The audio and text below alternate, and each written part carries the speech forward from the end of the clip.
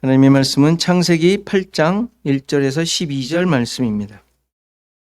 창세기 8장 1절에서 12절 말씀 제가 봉독해 드리겠습니다.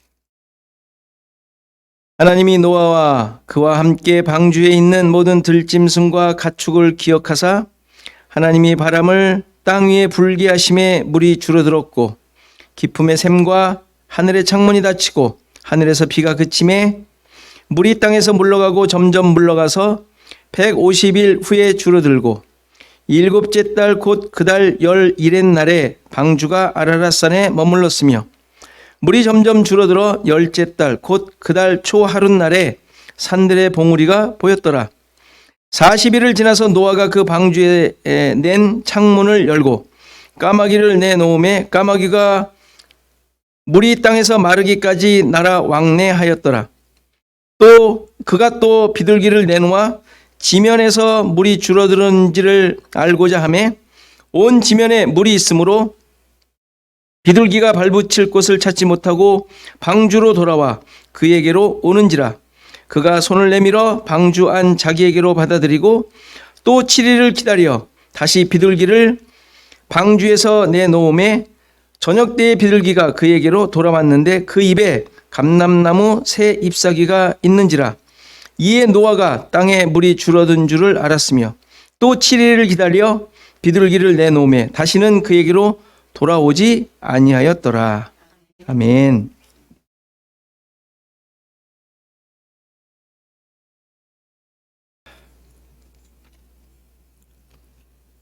이제 홍수가 마무리가 되고 있습니다.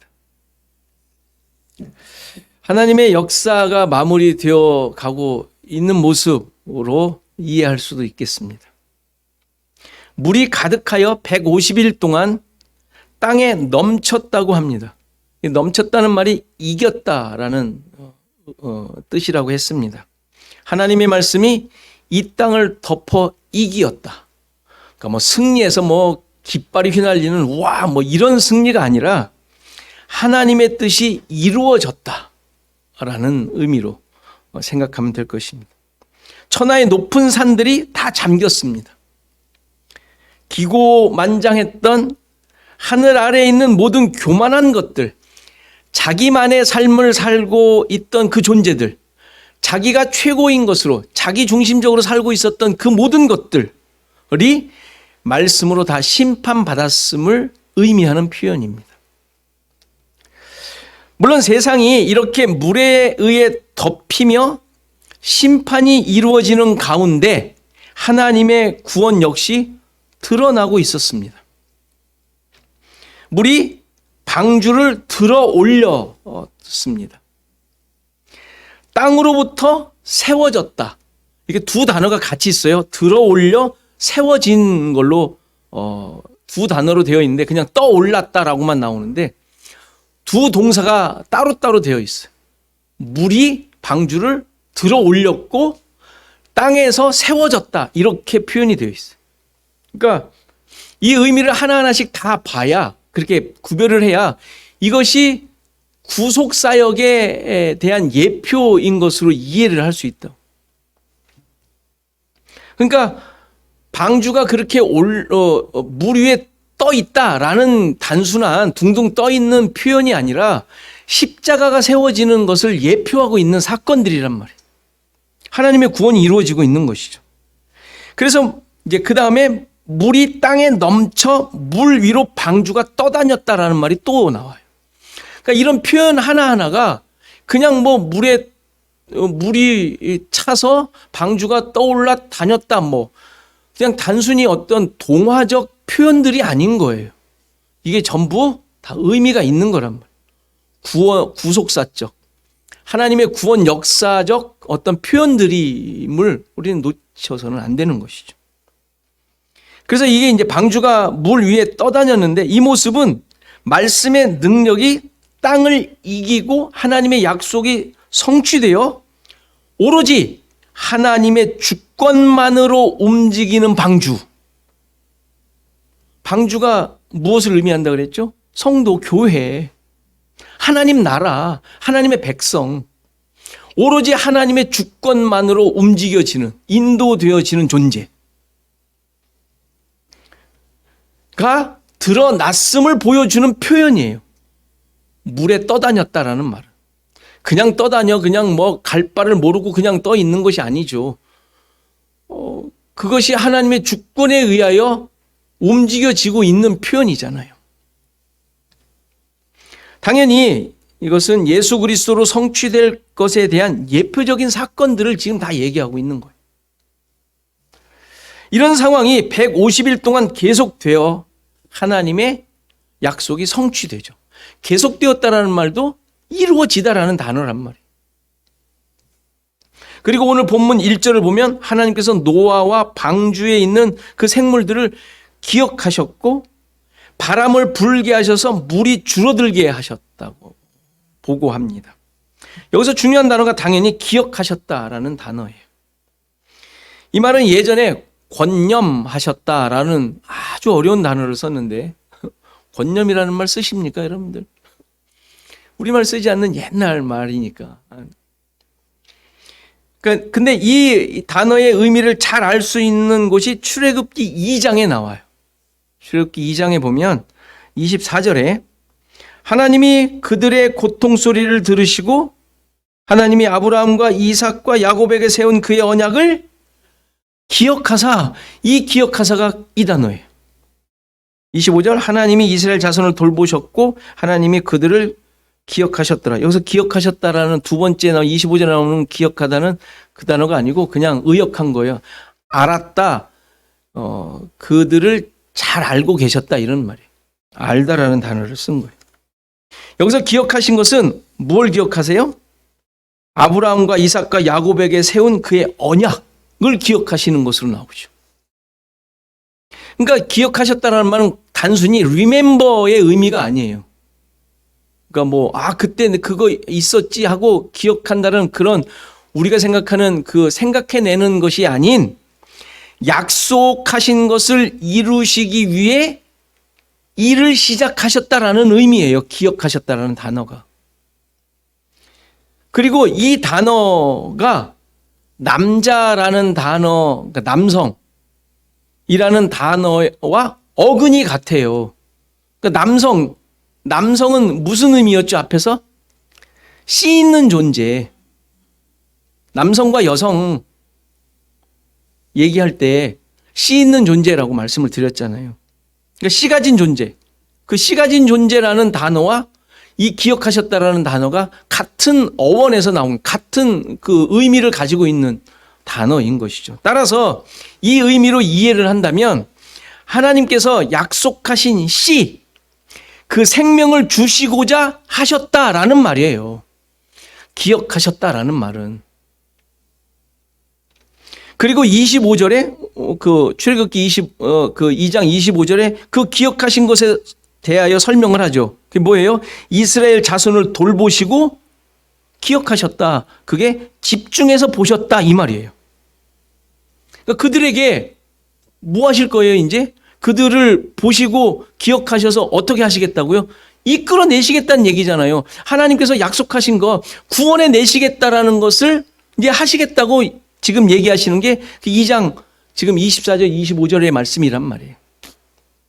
약속을 이루시는 모습이죠. 그러니까 기억하셨다라는 말은 그들을 깊이 아시고 그들의 상황을 이제 하나님께서 마음에 가지시고 이제 약속을 이루시려는 모습임을 보여주는 것이죠. 이렇게 하심으로 하나님께서는 그가 약속하셨던 조상들로부터 약속하셨던 것을 이루어 가시는 것이죠.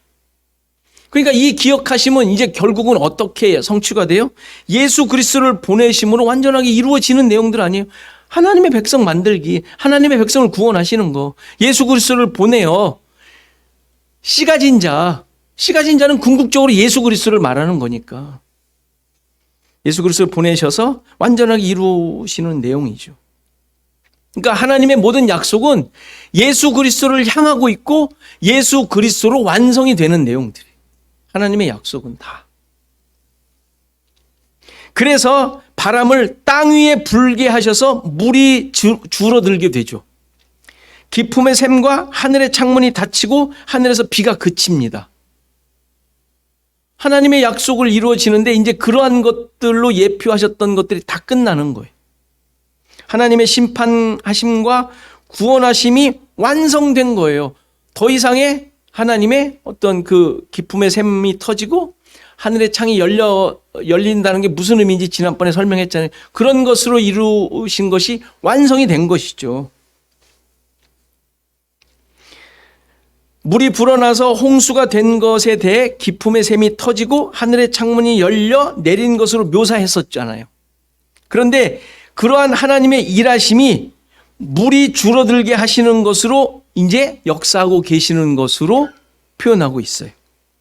이건 역시 비를 내리신 것도 구원의 역사이지만 그것을 막고 줄어들게 하시는 건 역시 하나님의 구원 역사라는 사실을 보여줘요. 이렇게 물이 줄어들게 하심으로 일어난 일이 무엇입니까? 4절을 보면 7째 달 17째 날에 방주가 아라랏산에 머물렀다고 합니다. 물이 줄어드니까 생긴 일이죠. 그렇죠? 우선 머물렀다라는 단어가 노아라는 단어와 또 같은 의미를 가진 단어예요. 노아라는 단어의 의미가 뭐라 그랬죠? 쉼, 안식, 쉬다, 휴식하다. 그러니까 방주가 아라랏산에 멈춰서 그냥 정박한 것이 아니라 뭐 했다고요? 쉰 거예요. 안식을 취한 거예요. 안식을. 방주가. 안식을 취했다라는 말을 지금 설명하고 있는 내용인 거예요. 죄악이 가득한 세상에서 노아를 통하여 참된 안식을 누리도록 하시겠다는 하나님의 약속. 그렇죠? 노아를 선택하신 이유잖아요. 그 약속과 계획이 지금 성취되고 있는 모습인 것을 보여주죠.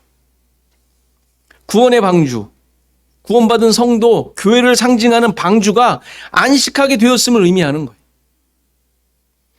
그런데 이 방주가 안식한 곳이 어디라고요? 아라랏산이라는 사실이 아주 중요한 의미를 주고 있죠. 또 아라랏의 의미를 또 따져야 되지 않겠어요? 아라랏이라는 단어는 아라르라는 동사에서 왔어요. 아라르. 근데 아라르라는 단어의 의미가 저주하다, 저주가 되다, 저주를 받다라는 단어예요. 다시 말해서 아라랏산은 저주의 산인 거예요. 저주의 산. 놀랍지 않습니까? 방주가 바로 저주의 산에 머물렀고 거기에서 안식을 얻게 되었음을 말하는 거예요. 뭔가 떠오르는 모습이 있지 않아요? 떠오르시죠? 그냥 웃고 계시는 거 아니죠? 떠오르시죠?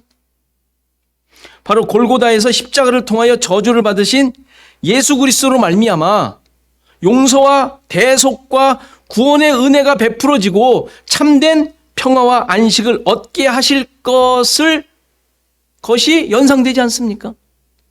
저만 연상돼요? 여러분들이 가지고 있는 십자가로 말미암아 얻은 안식이 지금 아라랏산에 머문 방주의 모습인 거예요. 분명하죠?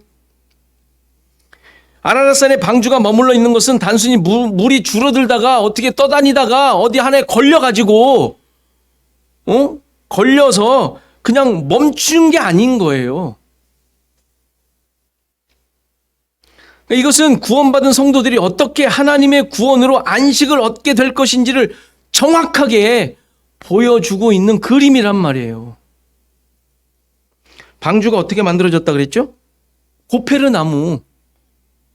그냥 원어를 썼잖아요. 고페르 나무라고. 그건 고페르가 무슨 뜻이라고요? 거하는 곳. 하나님이 거하시는 성전. 근데 그 고페르 나무로 만든 방주에 뭘 발라요? 역청, 속전, 피해값이 치러지는. 그러니까 방주, 하나님이 거하시는 성전, 그게 성도들이잖아요. 성도들이 어떻게 만들어져요? 예수 그리스도의 십자가의 피가 속전으로 지불이 되어 구원을 얻은 존재임을 보여주는 게 방주잖아요. 방주 만든 그 과정이었잖아요. 따라서 이렇게 구원받은 성도인 방주가 저주의 산인 아라랏에서 안식을 얻고 있는 모습은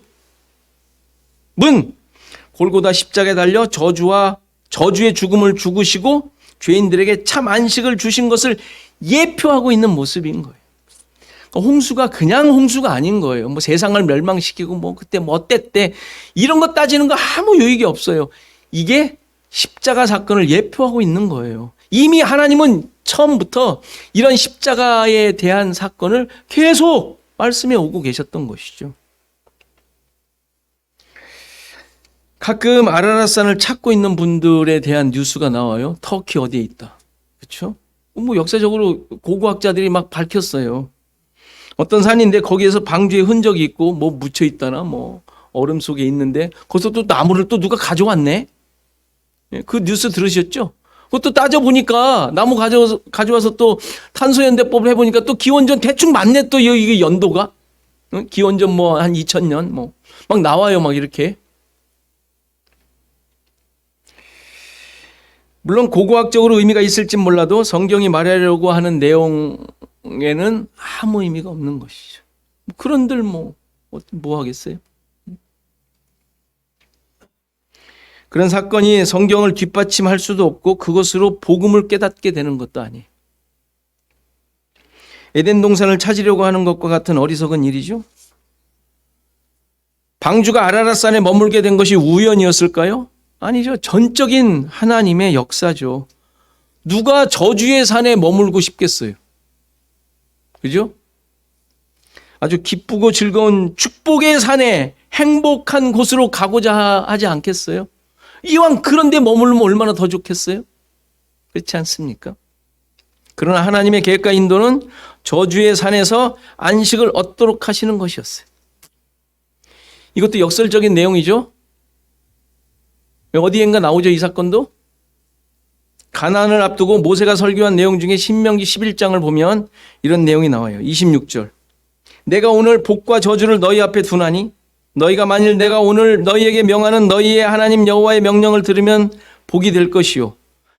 너희가 만일 내가 오늘 너희에게 명령하는 도에서 돌이켜 떠나 너희의 하나님 여호와의 명령을 듣지 아니하고 본래 알지 못하던 다른 신들을 따르면 저주를 받으리라. 네 하나님 여호와께서 내가 가서 차지할 땅으로 너를 인도하여 들이실 때에 너는 그리심산에서 축복을 선포하고 에발산에서 저주를 선포하라. 이게 신명기의 이야기예요. 그런데 이 명령이 어떻게 성취되죠? 여호수아 8장에 보면 이렇게 이루어져요. 30절.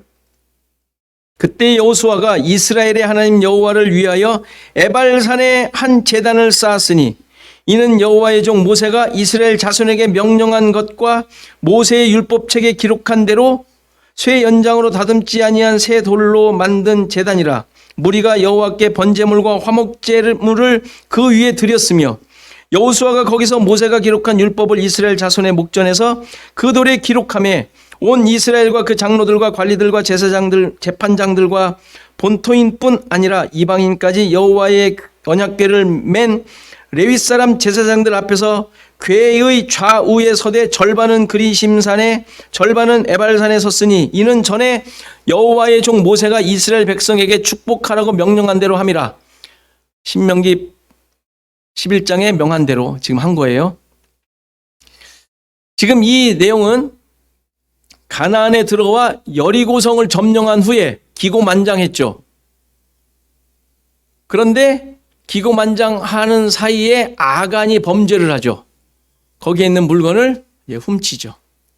그걸로 말미암아 그것의 몇 배 작은 아이성을 점령하려다가 아주 폭삭 망하죠. 패배하지 않습니까? 원인을 파악하고 아간이라는 자가 밝혀지자 그에게 속한 모든 것을 아골골짜기로 끌고 가서 다 돌로 쳐 죽이죠. 불태우고. 그리고 나서 이제 아이성을 점령한 후에 이 지금 여호수아 8장의 내용이 이제 이루어진 거예요. 에발산에 제단을 쌓고 거기에서 제사를 드리게 돼요. 왜 에발산에서 제사를 드리는 것일까요? 기왕이면 지금 점령을 했잖아요. 가나안에 들어와서 축복의 산에 제단을 쌓아야지. 왜 에발산에다가, 저주의 산에다가 제단을 쌓냔 말이에요.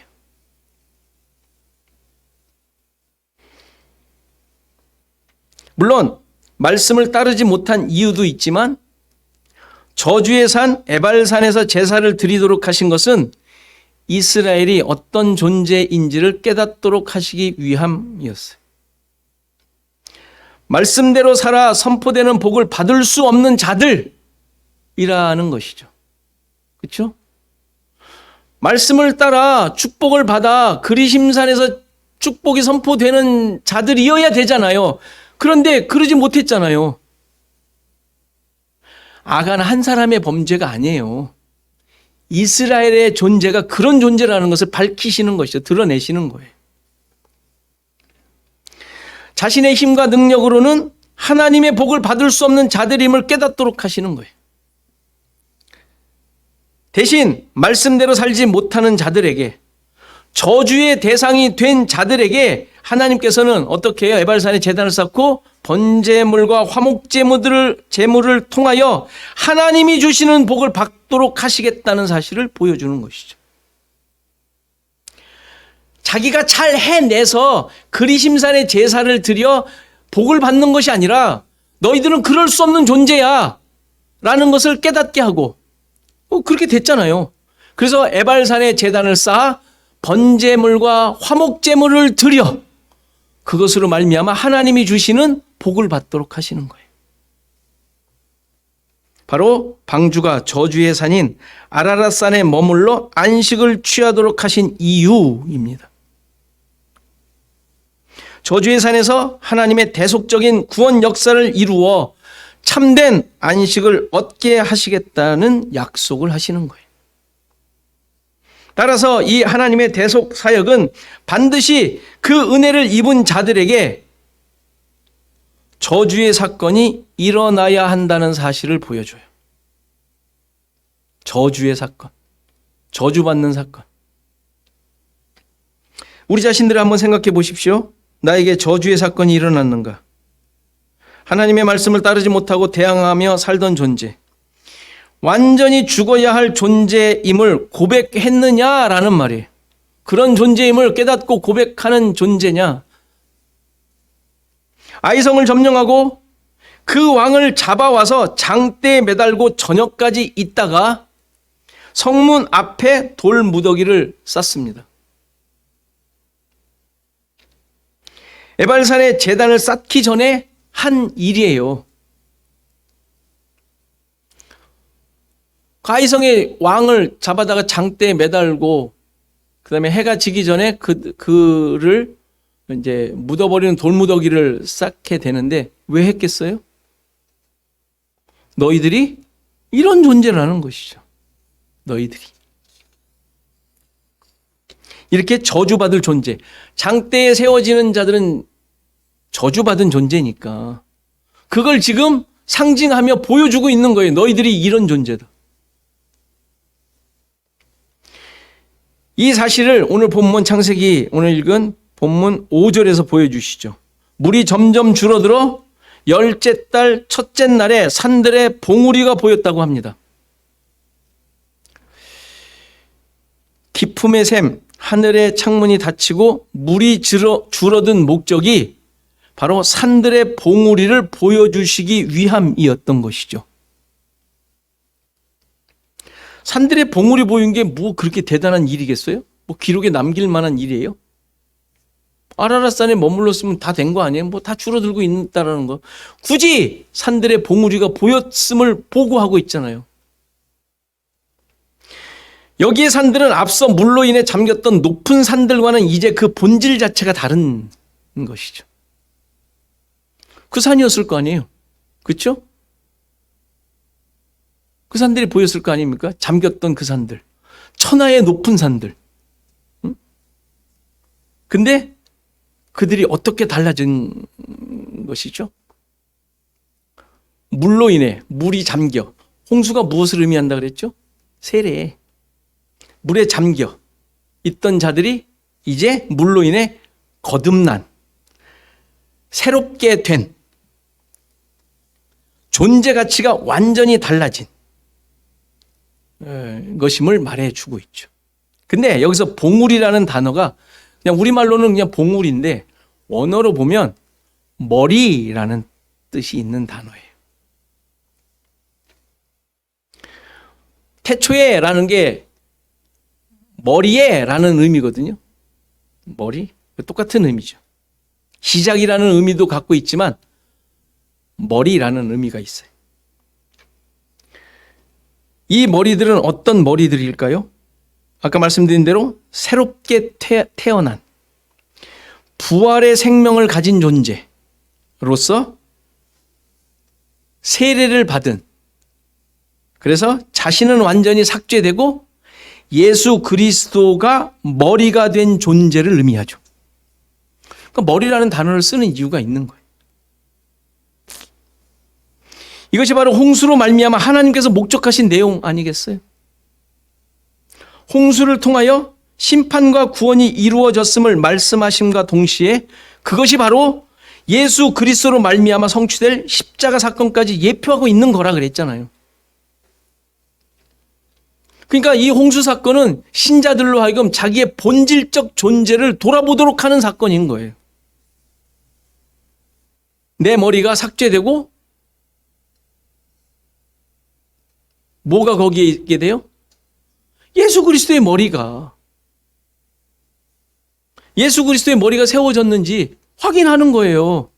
여러분들의 생각과 모든 판단과 이게 머리에서 일어나는 일인데, 이게 예수 그리스도로 말미암은 예수 그리스도가 머리가 된 자로서 일어나는 일들이냐 돌아봐야 되지 않겠어요? 그러니까 나는 저주받은 존재인가 고백하는가 늘 확인하셔야 돼요. 은혜가 아니면 살 수 없는 존재라는 것을 고백하느냐, 이 질문을 하는 것입니다. 에발산에서 저주가 선포된, 다시 말해서 십자가에 달려 돌아가신 예수 그리스도에 의하여 구원을 받은 존재, 그렇지 않으면 구원을 받지 못하니까, 저주받았으니까 그런 존재일 수밖에 없는 자라는 것을 고백하고 있느냐, 우리는 계속 도전을 해야 돼요. 우리 자신들이. 에발산에서 제사를 드려야 하는 존재, 아간과 같이 아간에 의하여 이스라엘이 저주를 받아 그곳에서 번제물과 희생제물을 드리지 않으면 안 되는 존재. 이것이 확인되어야 내 머리가 삭제되고 예수 그리스도의 머리로 세워진 자, 그게 교회이고 성도인 거죠.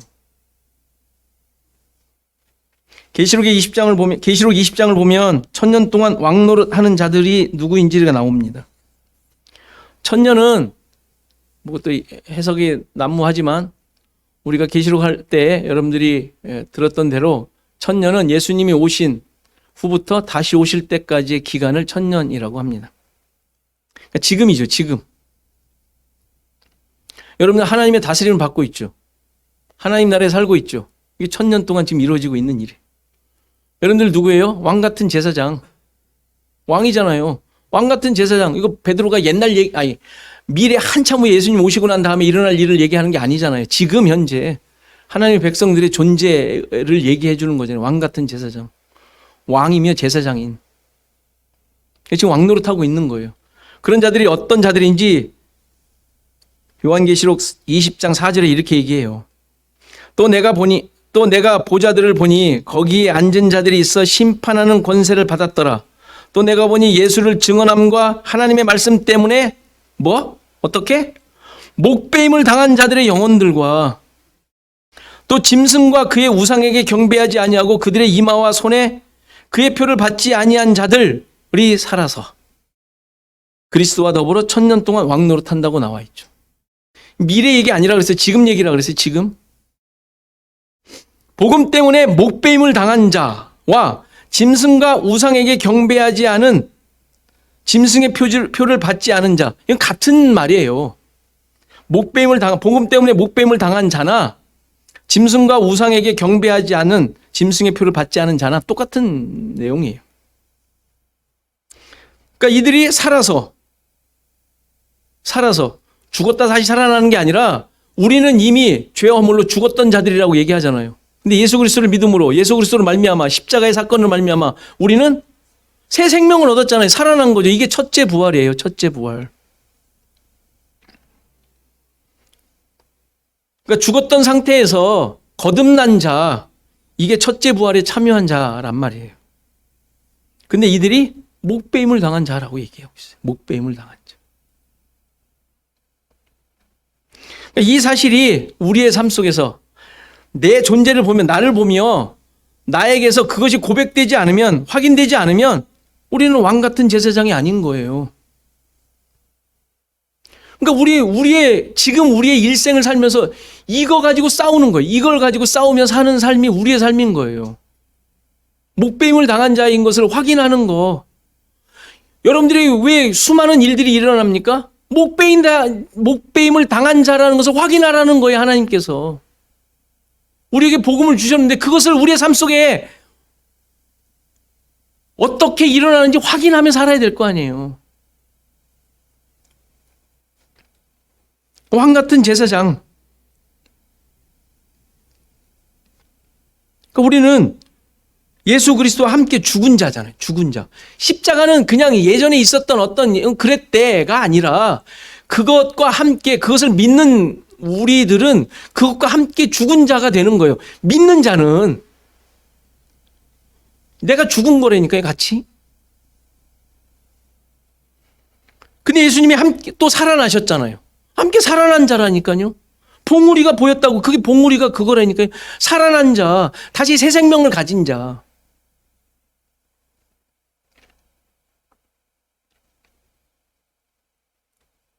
홍수를 통하여 우리는 늘 이걸 확인하고 그런 자임을 우리의 삶 속에서 수많은 일들을 통하여 여러분들에게 주어진 모든 상황을 통하여 이것을 확인해 가는 거예요. 근데 이것을 확인해 가는 삶이 육체적으로는 힘들죠.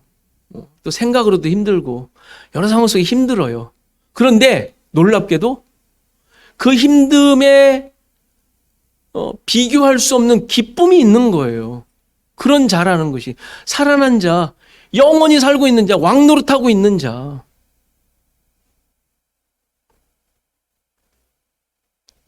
어떻게 이렇게 저주를 받고 저주받은 자라는 그 정말 처절한 사실이 확인되는데도 그럼에도 불구하고 기쁨과 감사와 찬양이 넘칠 수 있죠? 이게 신자란 말이에요, 신자. 이게 성도란 말이에요. 우리 안에 거하시는 하나님과 하나 된 방주가 된 우리들의 실존인 거예요, 실존. 여러분들 기쁨이 있으시죠? 고난과 핍박이 있다는데 기쁨이 있으시지 않아요?